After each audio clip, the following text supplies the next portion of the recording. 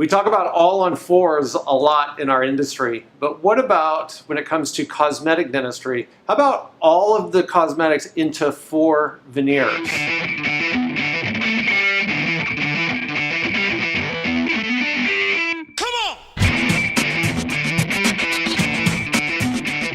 We have a gentleman here that has multiple things going on, especially with occlusion. His maxillary arch is actually higher on his left side than the right side, so there's kind of a deviation with that. And so what we're going to plan on for him are 4 veneers. And what I like about doing that is because you can correct a lot of cosmetic issues when it comes to just the front, midline, and just a little bit to the left and the right.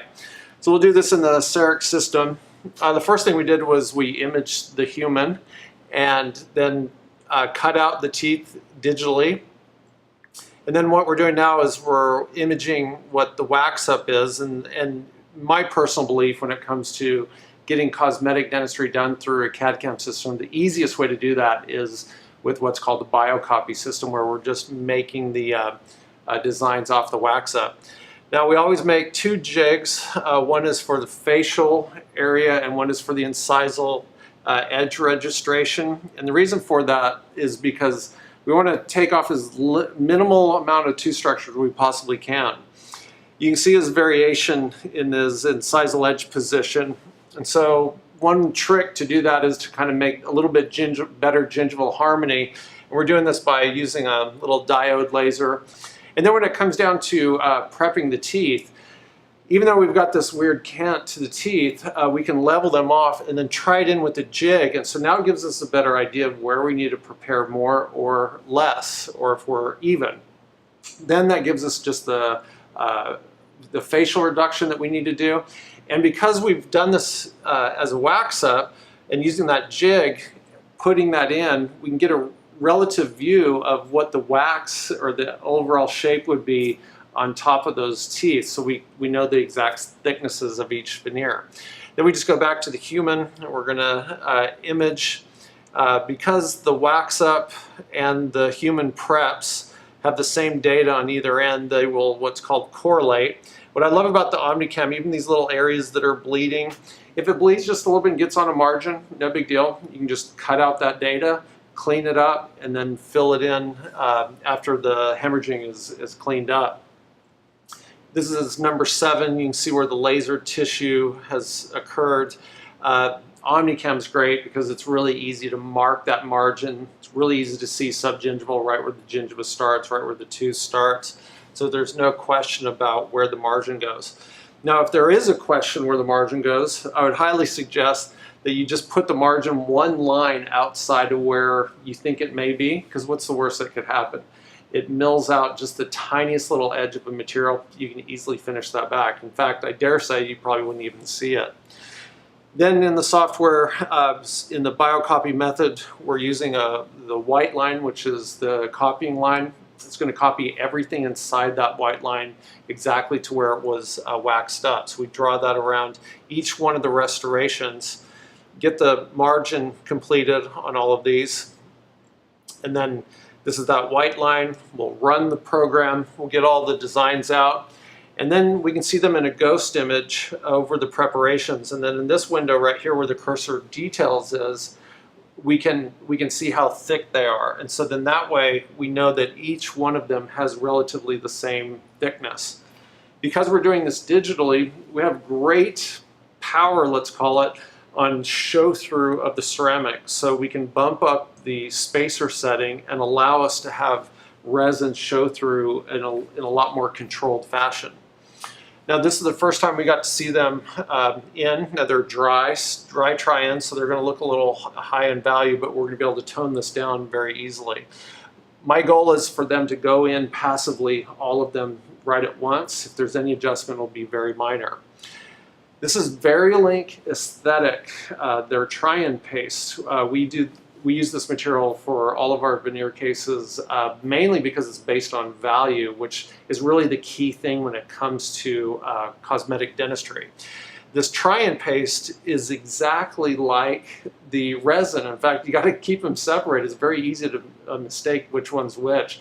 So the white one is the try-in paste, and then the black syringe is the resin. They look and act very much the same. But they have 4 different levels to them. Warm plus, neutral, light, and light plus, or excuse me, they've got 5. Warm plus, warm, neutral, light, and light plus. And so it gives you a range of value. So what you're seeing here on these 4 veneers, from warm, so we don't have the warm plus, but warm, neutral, light, and light plus. And if you just look this one to this one, there's a great shade, well, great value shift in that.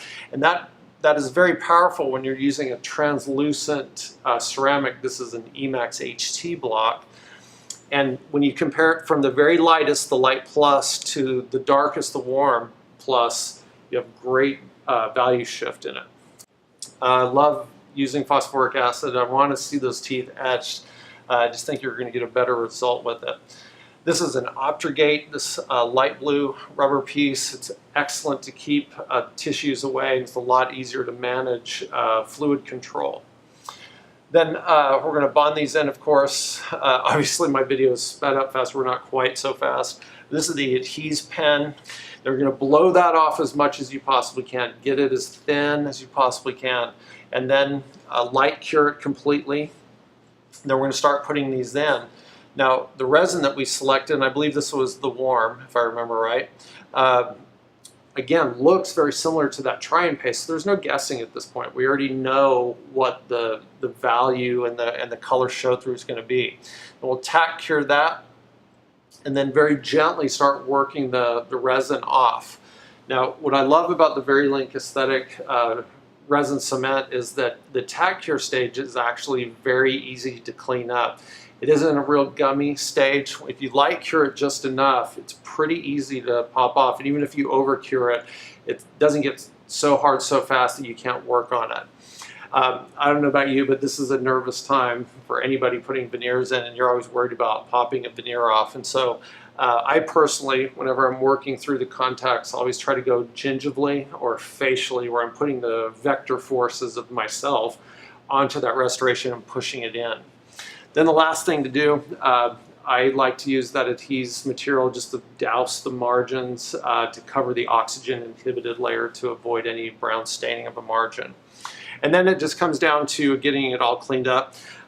I don't have a lot of burrs on my burr block. I really believe in simplicity, so I only use a few burrs, a greenstone, a brownie, and a greenie. I know those aren't necessarily made for resins, but man, they work. You just got to make sure you use a lot of water and very light pressure, because you can heat the teeth up very quickly. But because of the size of them, it's really easy to get interproximally. So now what we're seeing is the before case, the after. I think it turned out really well. This guy, he's really funny. He talked to us the entire time. Had just a lot of fun with him.